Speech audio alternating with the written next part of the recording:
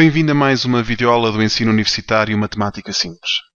Na aula de hoje, iremos debater os volumes de sólidos de rotação em torno de eixos.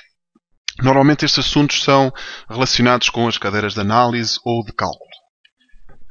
Ora, consideremos f e g duas funções reais de variável real contínuas no intervalo fechado, AB, de tal maneira que a função f é maior do que esta função g dentro do intervalo que está desde A até B. Ora, o volume do sólido que se obtém por rotação destas duas funções em torno do eixo do x dentro deste intervalo AB é dado pelo integral que vai desde A até B da função f ao quadrado menos a função g ao quadrado, tudo a multiplicar por π. Portanto, esta é a expressão que me vai permitir obter a expressão do volume de um sólido que se obtém por rotação de uma determinada área. Portanto, no fundo, nós estamos a considerar a área que está compreendida entre a função f e a função g. Por exemplo, este resultado permite-me comprovar que o volume de um cilindro que tenha raio r e altura h é dado por πr ao quadrado vezes h. A gente já sabe que a área da base vezes a altura, mas podemos utilizar este resultado para provar que esta fórmula é válida, que a fórmula do volume do cilindro é válida. Vejamos porquê. Portanto, no fundo, se eu quero construir um cilindro, ele pode ser construído por rotação de uma função constante, em que essa constante é igual ao raio do cilindro. Portanto, se eu tiver, imaginem que eu tenho aqui o intervalo desde 0 até h.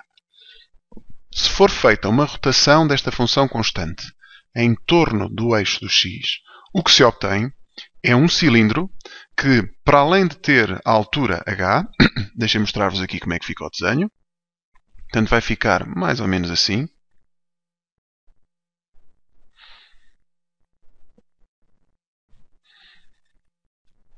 Aqui é carregado.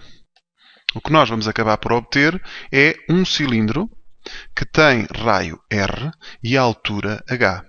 Isto quando se roda uma constante, uma função constante. Ou seja, o meu intervalo AB daquela expressão ali vai desde 0 até h, para garantirmos que a altura do cilindro é h. A minha função f é uma função constante igual ao raio, e a função g, que é a função de baixo, neste caso será a função nula. Então como é que fica o volume do cilindro? Fica π vezes o integral desde 0 até h, que é o tal AB. A função f ao quadrado fica r ao quadrado e a função g ao quadrado é 0. Agora vamos primitivar uma constante. Ora, a primitiva de uma constante é essa constante a multiplicar por x, desde o intervalo desde 0 até h, substituindo por h e por 0, isto vai ficar simplesmente πr ao quadrado h. Até deixo como sugestão tentares demonstrar por um processo semelhante que o volume de um cone, lá está o cone da revolução, por rotação no segmento, é igual a πr ao quadrado h dividido por 3. Portanto, neste caso, deixaremos de ter uma função constante e passaremos a ter uma função mais ou menos com este aspecto. Está bem? É uma função afim que começa aqui no ponto 0, 0 e acaba aqui. Portanto, uma coisa que pode tentar descobrir é qual é que é a função que está associada a este segmento e, a partir dela, construir o volume do cone de revolução que se obtém por rotação desta mesma função em torno do eixo do x. Vamos a outro exercício como aplicação. Agora um exercício um pouco mais concreto. Portanto, queremos saber qual é o volume do sólido de rotação da área compreendida entre as funções raiz de x e x ao quadrado. Portanto, é a área compreendida entre estas duas funções, sendo que esta será a função de cima e esta será a função de baixo. Ora, só para deixarmos aqui mais ou menos uma representação gráfica destas duas funções. Ora, a segunda função, a função g, é uma função quadrática. Tem grau 2, passa na origem e tem mais ou menos este aspecto. Esta é a minha função g, muito mal desenhada, mais uma vez. Os meus dotes para desenho não são os melhores. Só melhorar isto um bocadinho. E a função, que é a função g de x igual a x ao quadrado. E a função f é uma função irracional, é uma raiz, que tem mais ou menos este aspecto aqui. Está bem? Portanto, esta é a minha função f de x, igual a raiz de x. As funções racionais têm normalmente um crescimento um bocadinho mais rápido no início, mas depois vão ficando assim. Portanto, o que é que eu preciso saber? Eu quero saber qual é o volume da rotação desta área aqui, que está compreendida entre estas duas funções, mas para tal preciso descobrir quais é que são os pontos de interseção destas duas funções. À partida, um dos pontos é o ponto 0, falta descobrir o outro. Como é que eu descubro pontos de interseção de duas funções? Ora, basta igualar uma à outra. raiz de x igual a x ao quadrado. Vamos elevar ao quadrado de um lado e do outro para simplificarmos aquela raiz. E agora, se passarmos o x à quarta para cá subtrair, podemos colocar o x em evidência e ficamos com 1 menos x ao cubo igual a 0 e o x também igual a 0.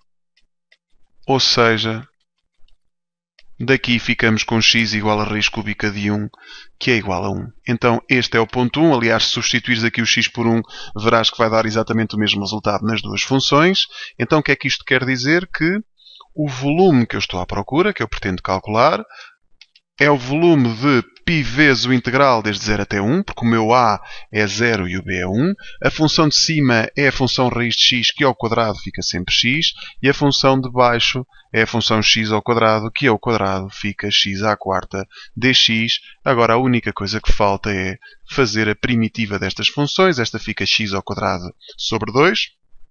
A primitiva de uma potência de x, temos que aumentar o grau dessa potência e dividir por o número resultante quando aumentamos o grau. Desculpem, aqui é x à quarta.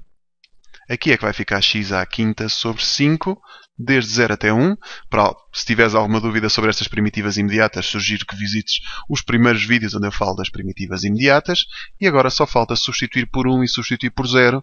Ora, por 0 não vale a pena substituir, já sabemos que isto vai dar 0. Portanto, isto no fundo vai ficar π vezes 1 meio menos 1 quinto. E agora faltaria passar isto tudo ao mesmo minador, multiplicando este por 5 e este por 2, e vai dar 5 décimos menos 2 décimos, que dá 3 décimos de π.